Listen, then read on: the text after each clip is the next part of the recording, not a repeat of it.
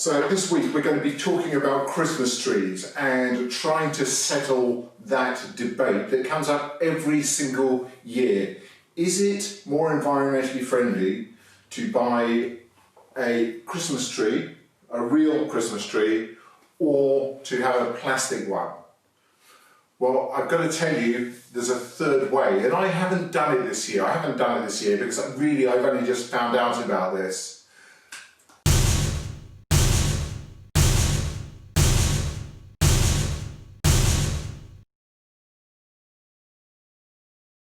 First of all, apologies to anybody who tuned in last week and expected me to do more on chocolates this week. I'm going to get back to that for sure, but won't be this week. So this week we're going to be talking about Christmas trees just because, well, it's that time of year.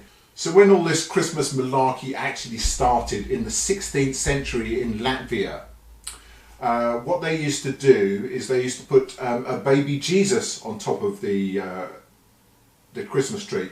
When I say a baby Jesus, I mean obviously a model of a baby Jesus, a doll I suppose.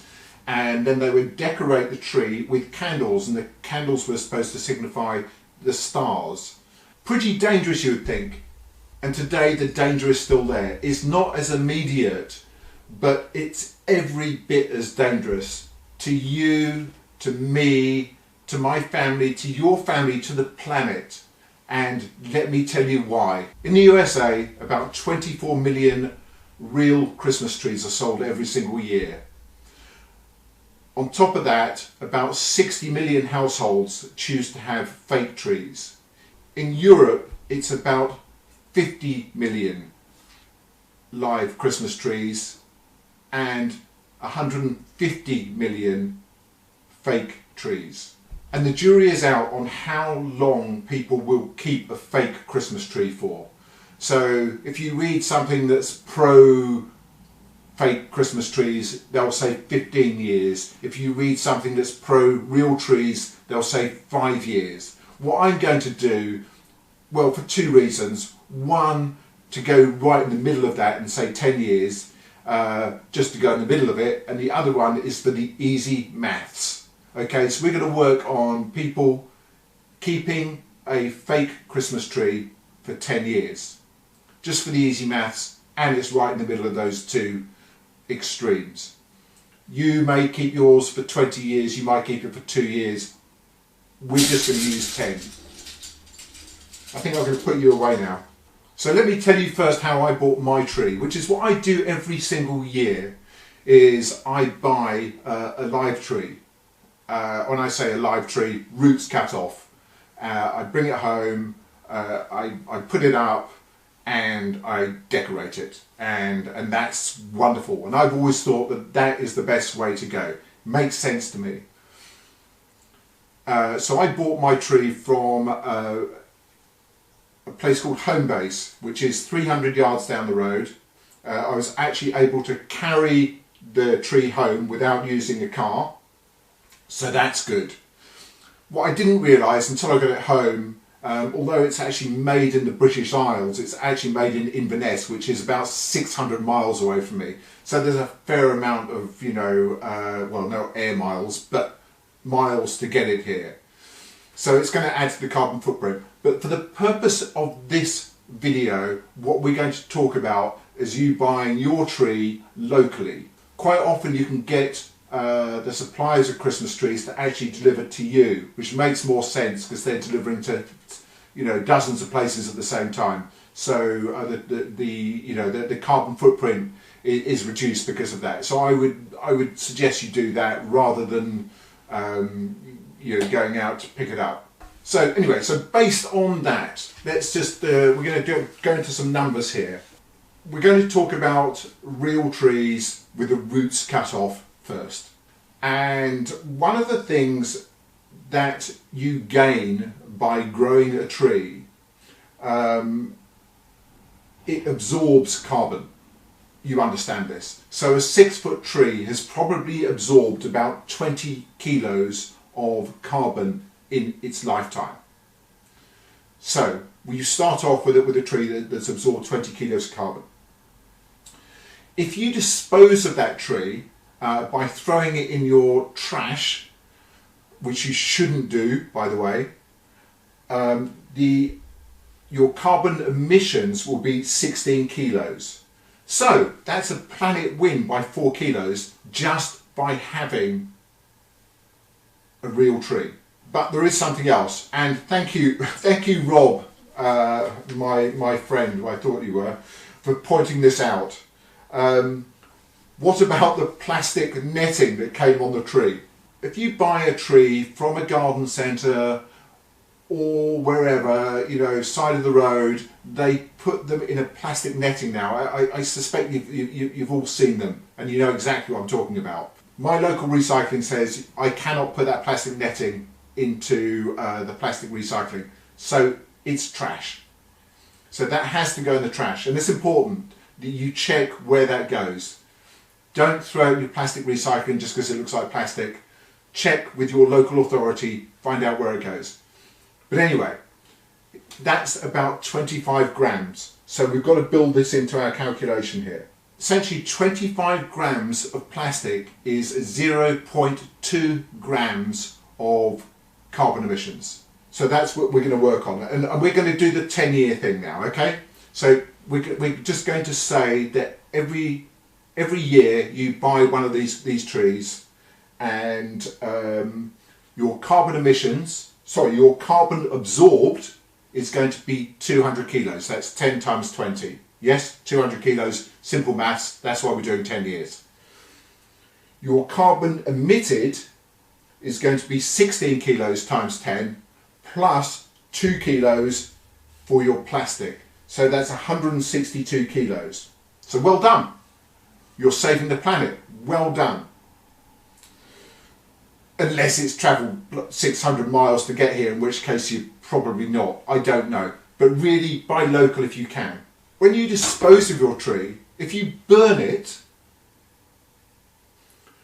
mulch it and spread it over your garden, or compost it, the actual carbon emissions go down to less than 4 kilos. So it's a massive saving. So wherever you are, however you are disposing of the tree is really, really important. If your local authority simply takes this to landfill, don't give it to them. Burn it. Turn it into compost. Do anything else with it, but don't give it to your local authority if all they're going to do is put it in landfill. I hope that makes sense. It's a massive saving. Even burning it, less than 4 kilos compared to 16 kilos of carbon emissions if you burn it. Amazing. Didn't know that. Really fascinating doing this stuff. So over 10 years, if you dispose of your tree correctly and you buy it locally, even with the plastic netting on it, you have absorbed 158 kilos of carbon. So that is good. You are a climate angel. So let's get into fake trees now. And the explanation on fake trees is mercifully shorter. Basically, your fake tree, carbon footprint of a fake tree, of a 6-foot fake tree, is about 40 kilos.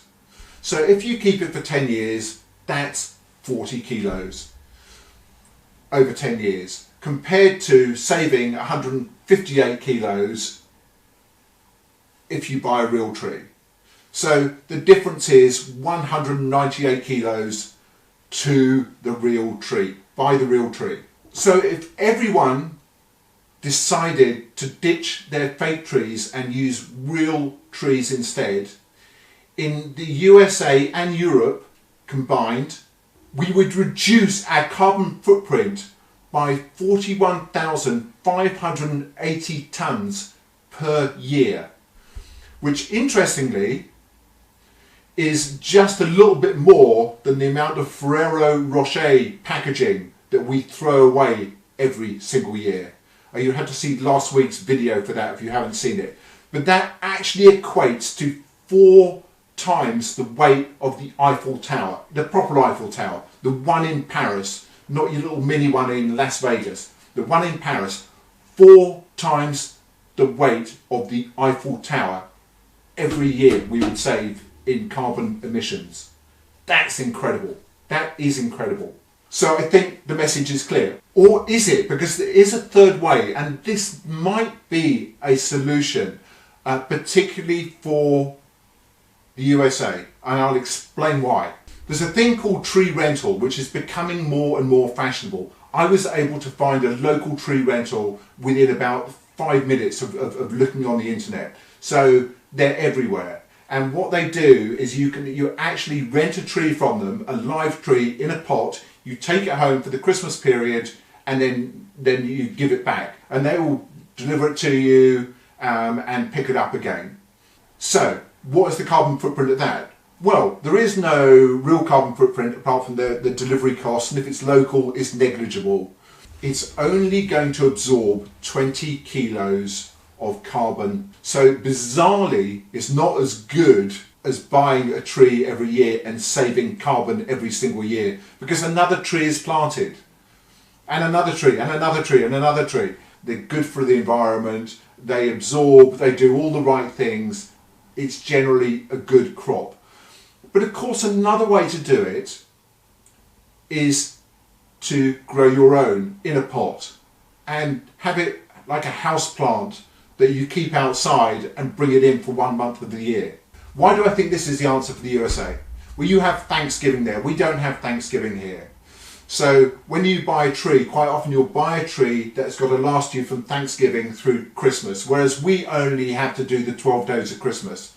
We do a little bit more than that, but we don't have to have a tree for as long. So if you want to have a real tree that isn't going to die from being inside for too long, then the real live tree with roots, rental or your own, is really going to be the option. So in conclusion, the message is clear. It's so clear. Don't buy fake trees. You don't have to buy fake trees.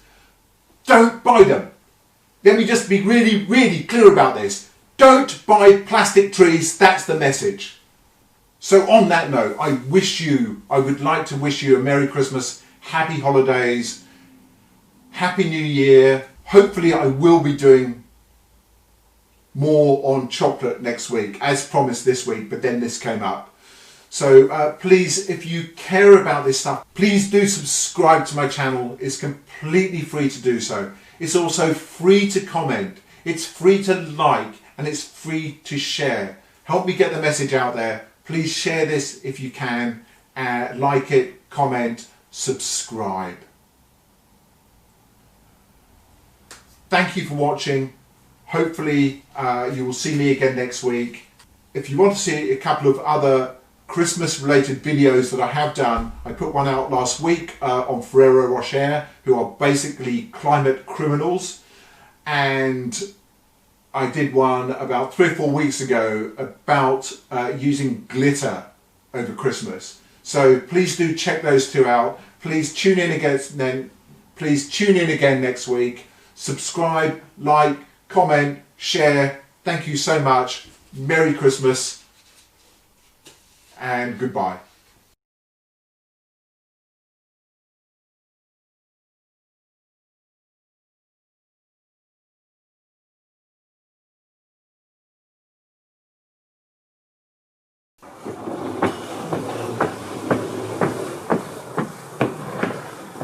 Yeah, Angus, you put that Christmas tree up yourself?